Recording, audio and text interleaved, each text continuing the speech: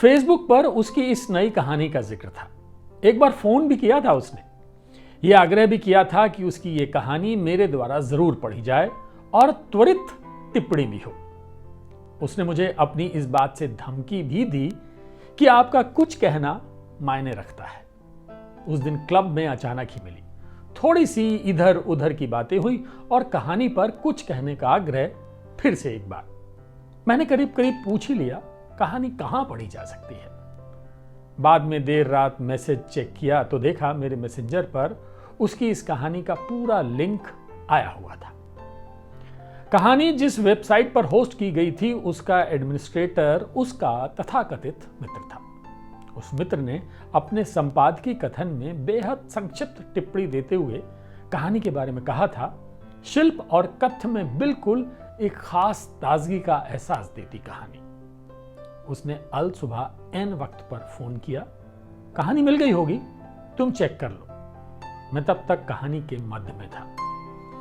कहानी की नायिका पेशे से पत्रकार है। पति किसी एक्सपोर्ट कंपनी में काम कर रहा होता है। यह एक बेहद अलहदा पेशा अख्तियार किए हुए जोड़ी थी।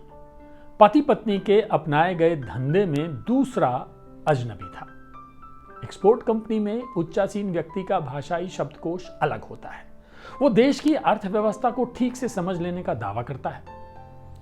वो विदेश बार बार जाने के किस्सों को चाव से सुनाता तो है, साथ ही सहज भी दिखना चाहता है। अपनी लंबी जेट यात्राओं का उबाऊपन और ये सुस्त वक्त उसने कैसे हर बार काटा है, इसका जिक्र किस्सा गो की तरह करता है।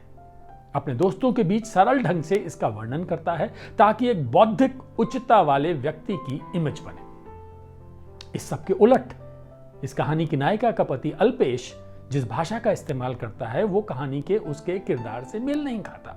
वो उन पात्रों से आक्रांत है जो उसकी पत्नी को राजनीतिक असहज सा दिखने वाले साक्षात्कार देते हुए बिल्कुल सहज रहते हैं। वो पत्नी की बहुत ही जरूरी बाइट कितनी भी आपाधापी में जान लगाकर ले लेने और फीड तुरंत भेज देने के रण कौशल से आक्रांत है।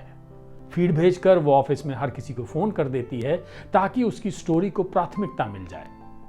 पति नायिका के इस तरह काम करने की कला से आक्रांत है। बेवजह ज्यादा जगह घेरती है कहानी की जमीन पर एक कमजोर सहनायक की हैसियत। उसकी आदतों का वर्णन छूट गई शिरासा अनाथ रह जाता है। वो जुमलों में ही रह जाता है। एक बड़ा किरदार जिसके बूते और जिसके धन के बल पर नायिका सारा तामझाम रचती है, कहानीकार की संवेदना का हिस्सेदार नहीं रह पाता। एक फूहड़ सा सामाजिक व्यक्तित्व का प्रतिनिधित्व कर रहा होता है सहनायक। नायिका लुटियंस दिल्ली में असरदार भूमिका में दिखाई पड़ना चाहती है। पत्रकारिता को टूल बनाकर वो सियासत के खेल की धुरी बनती दिखती है। जहां संभव हो अपने प्रतिद्वंदी पुरुषों को धूल चटा देती है। थोड़ा डरती है स्त्री किरदारों से जिसके पास भी इसके जैसे ही हथियार हैं। वो आधुनिक स्त्री के लिए रचे गए नैतिक सिद्धांतों की धज्जियां उड़ाना चाहती है। बिंदी, सिंदूर, पेंडन को पहले ही उसने स्त्री विरोधी हथियार कह दिए थे। आपकी भाषा शालीन नहीं कहकर अक्सर लज्जित करती है नेताओं को। जो उसके काम के हैं उन्हें आज इस मुद्दे पर क्या स्टोरी चलेगी इसके राज भी बताती है। क्या नहीं कमिट कर देती है नेताओं और अफसरों को कि यह स्टोरी तो आने वाले समय में आग लगा देगी। बार बार कहती है मैं इस स्टोरी को बहुत ऊपर ले जाना चाहती हूं। कहानी पढ़ते हुए मुझे लगता है कि इस कहानी में कोई स्टोरी ऊपर ले जाने का ना तो घटनाक्रम है ना ही उसकी ईमानदार कोशिश। नायिका पति के वैभव के बारे में एक जाल बुनती है, पर पति का ऐश्वर्य किसी किरदार को अपनी गिरफ्त में नहीं लेता। हर किरदार छिटक कर कोई अपना वाकया सुना देता है।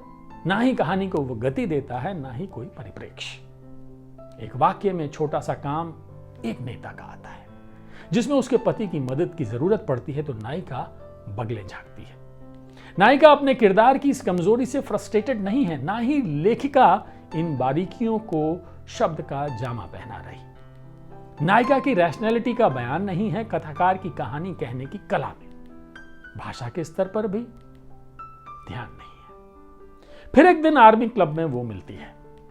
चाय आते आते उसने अपनी कहानी पर फीडबैक लेना चाहा। अब तक हम बहुत अच्छे दोस्त हो चुके थे। इस दोस्ती में मुझे एक ईमानदारी बरतनी चाहिए। मैं वो सब बोलने लगा जो मुझे कहानी पढ़ते हुए महसूस हुआ। मैं कहता रहा बाजार अच्छे प्रोडक्ट की ही कीमत देता है, छप जाने भर से बनी पहचान स्थायी नहीं होती।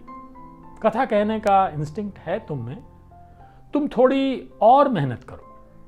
नायिका क्या क्रिएटेड है तो क्राफ्ट उसके अनुसार चुनने होंगे। शिल्प और भाषा अलग करती है कहानी को। आम बन जाने से जो पात्र आते हैं उनका प्रयोजन तय होता है, कोई भी बहुत कुछ नया नहीं कहता। वो अपने प्रकाशक मित्र का जिक्र करने लगी, कहती रही वो इस तरह की कई और कहानियों की डिमांड कर रहा है। अगली बार जब मैं तुमसे मिलूंगी तो तुमसे ज्यादा बातें हो पाएंगी।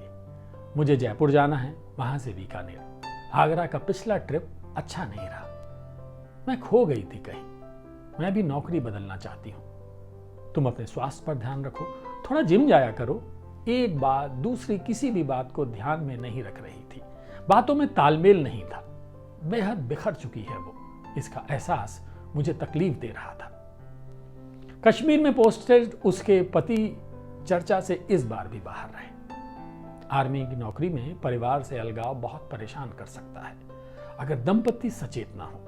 पति से इस कदर मानसिक दूरी की कभी विश्वसनीय दलील नहीं दे सकी थी वो। पहले भी बात बदलने की कोशिश होती थी उसकी। दिल्ली प्रवास उसके पति का विषाद भरे क्षणों में होता है।